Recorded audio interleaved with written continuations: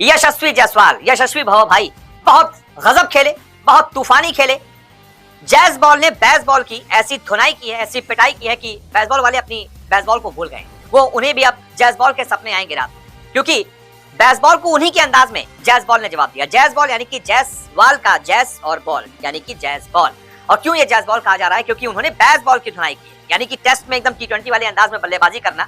इसे ही बल्लेबाज अपने अंदाज में बेसबॉल कहते हैं। इंग्लैंड ने इस चीज की शुरुआत की और अब उसका असर हमारे यशस्वी जायसवाल पर भी देखने को मिल रहा है। आपको याद होगा उन्होंने दूसरे टेस्ट मैच में भी गजब की बल्लेबाजी की थी और तोड़ू शतक ठोका था इंग्लैंड के खिलाफ। टीम इंडिया को जीत भी दिलाई थी। और यशस्वी जायसवाल उसके बाद इस मैच में भी, यानी कि तीसरे टेस्ट मैच में भी दूसरी पारी में ऐसा ही करने में कामयाब रहे हैं। शानदार सेंचुरी उन्होंने ठोक दी है, वो भी बहुत तूफानी अंदाज में। दरअसल दूसरी पारी में टीम इंडिया की शुरुआत बड़ी खराब रही थी। कप्तान रोहित शर्मा सिर्फ 19 बनाकर आउट हो गए थे और 30 रन पर टीम इंडिया का पहला विकेट गिर गया था। हालांकि इंडिया के पास अच्छी खासी लीड थी, लगभग 126 रनों की लीड इंडिया के पास थी। ऐसे में इंडिया का स्कोर लगभग 156 था जब रोहित शर्मा का विकेट गिरा। लेकिन फिर भी उसके बावजूद अगर यशस्वी जायसवाल वहां से अच्छा नहीं खेलते, शतक नहीं लगाते, तो इंडिया फंस सकती थी। उन्होंने शुभमन गिल के साथ दूसरे विकेट के लिए 100 रनों से भी ज्यादा की पार्टनरशिप कर दी और 122 गेंदों में बड़े आराम से अपना शतक पूरा कर लिया। 9 चौके लगाए, 5 छक्के लगाए। गजब की उन्होंने बल्लेबाजी की। बड़ी बात यह है कि यशस्वी जायसवाल ने अपना तीसरा टेस्ट शतक सिर्फ और सिर्फ 13 पारियों में ही हासिल कर लिया है। बहुत कम ऐसे टीम इंडिया के ओपनर्स हुए हैं जिन्होंने ये बड़ी कामयाबी हासिल की है। यशस्वी जायसवाल का नाम उनमें से एक है। वहीं यशस्वी की इस पारी में बेसबॉल अंदाज भी दिखाई दिया, क्योंकि शुरुआती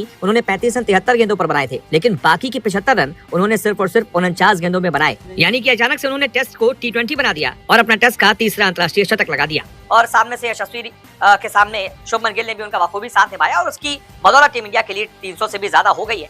और यहाँ से ऐसा लगता है कि टीम इंडिया की जीत पक्की है, क्योंकि इंग्लैंड को पहली पारी में हमने 319 पर ऑल आउट कर दिया। जिस विकेट पर हमने 445 बनाए, वहां पर इंग्लैंड को 319 पर ऑल आउट कर दिया और इस वजह से भी हमें 126 रनों की लीड मिली और अब वो लीड 300 से ऊपर जा पहुंची है। इसी तरीके से इंडिया आगे खेलती रही तो बहुत जल्द हम 450 के आसपास भी लीड पहुंचा देंगे और मुझे लगता है कि चौथी पारी में इंग्लैंड को आउट कर मैच जीतने के लिए इतने रन काफी होंगे। तो इसी वजह से मैंने कहा कि यशस्वी जायसवाल ने एक बार फिर से बेसबॉल की बैंड बजाई, टीम इंडिया की जीत तीसरे दिन ही तय कराई।